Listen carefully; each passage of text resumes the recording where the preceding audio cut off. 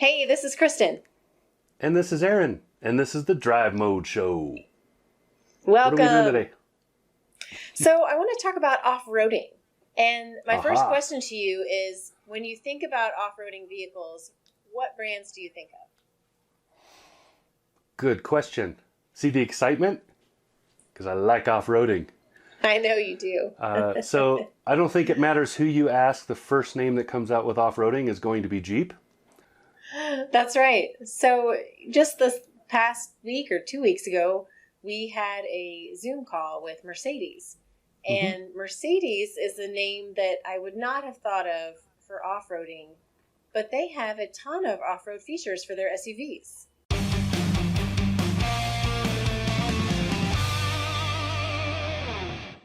Yeah. With me, Mercedes, when I think of Mercedes off-roading, I immediately just think of the Unimog. But there's also the G-Wagon, which is very good off-road if you have the correct tires on it. Right. But they were talking about a completely different vehicle.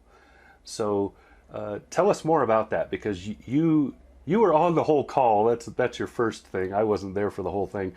And also, you learned more than I did, apparently. Well, there was a lot to learn, and frankly, it's a lot to take in. Things that I hadn't really thought of before. But I was really impressed by the video they had of driving in the sand. And you know what happens when you get stuck in your vehicle and you have to get your friends out to kind of rock it out of there. Right. Well, their SUVs can rock itself out. That sounds like a song. Rock out.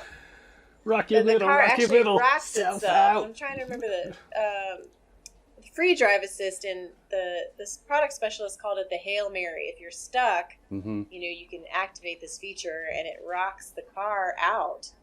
But on top of that, it also allows you to adjust each tire. So if you're stuck in a particular articulation and you can't get out, you can adjust each tire, which, as far as I know, most brands aren't offering. No, we're talking about specifically the Mercedes GLS. Just 'cause I don't think we said that yet. But this is a large SUV, and it's a very capable SUV anyway. What he's talking about is a system that you rarely see on four-wheel drive. You see it in all-wheel drive fairly often, but usually it's the individual wheels are being controlled by the braking, not by differential control. And Mercedes is doing it both ways. So that's a very interesting system. And the rocking system, the way of getting out, I've seen a lot of specialty off-road setups where they can do that. They usually call it tractor braking. So they'll have a brake. They'll be able to control brakes on individual sides and occasionally individual tires, but usually just each side. Because one of the things that makes true four-wheel drive with a transfer case, what it is that you're always torque splitting 50-50 front to rear. You have no ability to adjust that very much. And so you're going to have 50% of the power going front and 50% of the power going back. And what Mercedes is doing is figuring out how to change that. So that's a pretty big deal. Yeah, they say this electrohydraulic suspension is the most advanced one that they've had. And it's really impressive the way they offer it, the way it works for their vehicles. And it's very high tech too. I mean, I think of Mercedes and I think of tech, but I think this is really advanced. It's a very interesting blend of mechanical and electronic controls.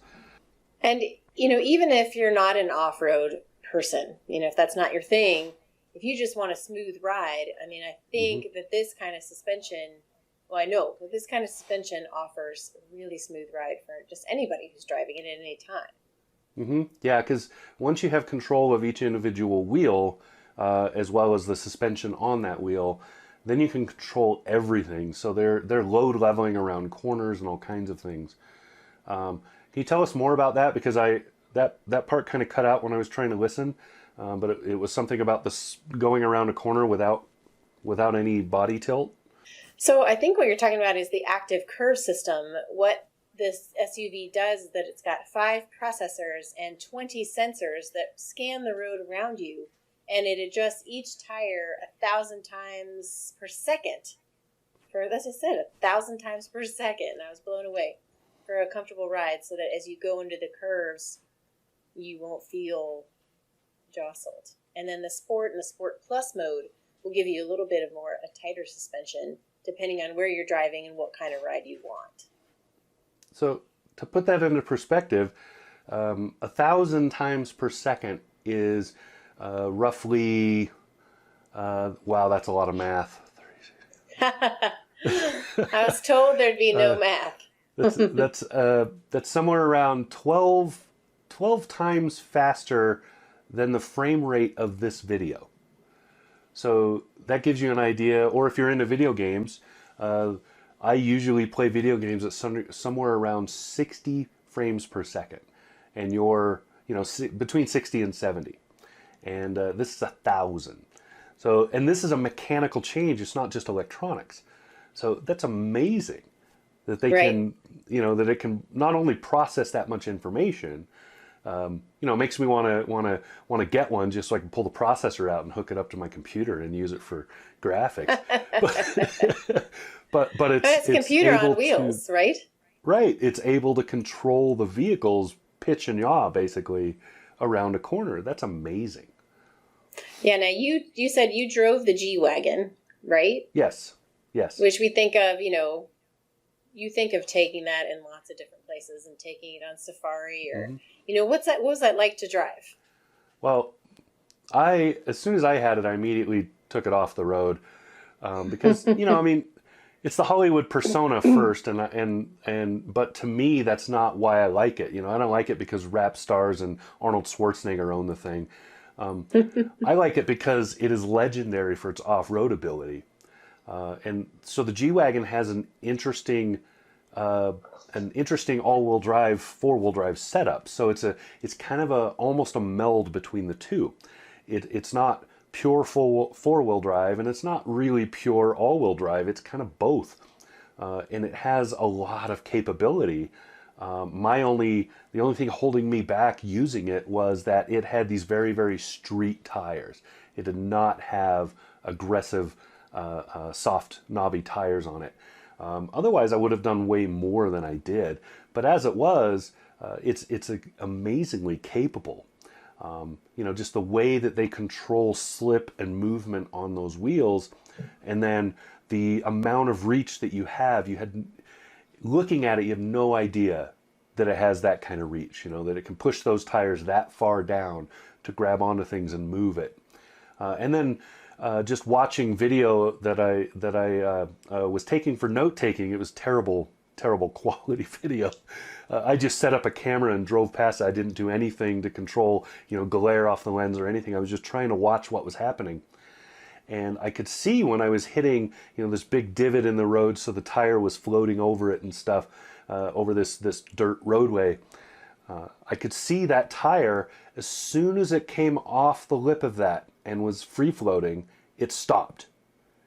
Just the vehicle immediately said, well, there's nothing happening, and stopped sending power to that wheel. And then it just went over, and then as soon as it touched on the other side, it started turning again. Just really amazing. When you're in the vehicle, you don't feel that. So it's a very, very well-built, well-designed system.